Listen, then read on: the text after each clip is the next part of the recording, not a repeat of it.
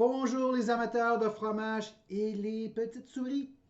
Je suis de retour, Girth Pretty de Lakeview Cheese, le maître des fromages. Puis aujourd'hui, on va parler au sujet des fromages à pâte dure. Oui, durs. Sont durs. Oups. Alors, comment est-ce qu'ils fabriquent ça, des fromages à pâte dure? Le fromager, quand il se décide quel style de fromage qu'il va faire, il décide de faire un fromage à pâte dure, il va couper le caillé en très petits morceaux, aussi petits qu'un grain de riz. Et il va le brasser, le caillé, légèrement pour que le petit lait, le lactosérum, soit enlevé du caillé. Alors ça, c'est une technique. L'autre technique aussi, c'est de chauffer le caillé jusqu'à peut-être 55 degrés centigrades pour enlever plus de petits laits du lactosérum du caillé.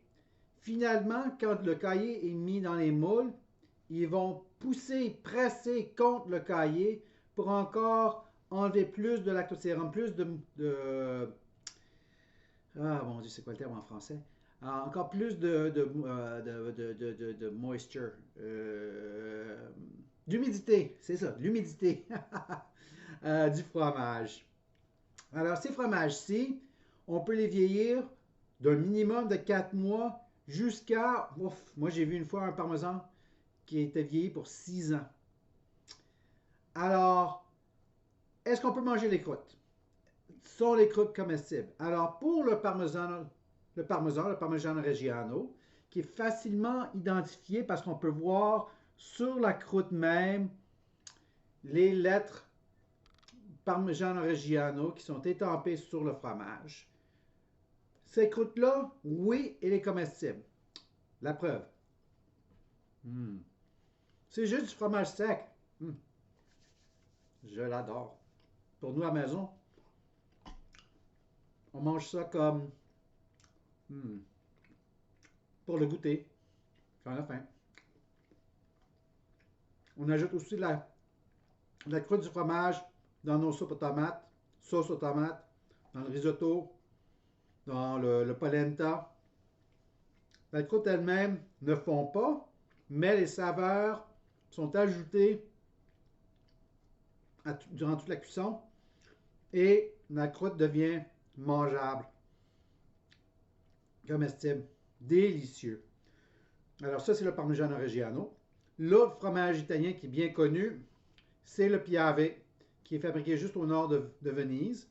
Alors encore, sur la croûte, vous voyez que c'est étampé le mot Piave. Sa croûte n'est pas comestible parce qu'il ajoute un petit peu de plastique au-dessus du fromage. L'autre fromage que j'ai ici, c'est un pecorino. Pecorino Toscano, qui est un fromage à base de lait de brebis. Et où est-ce que l'étampe est brûlée sur la croûte, mais encore la croûte a un petit peu de plastique. Des fois, ils peuvent ajouter de la cire, spécialement, disons, pour les fromages des Gouda vieillis. Alors, sur ce fromage-là, il y a de la cire.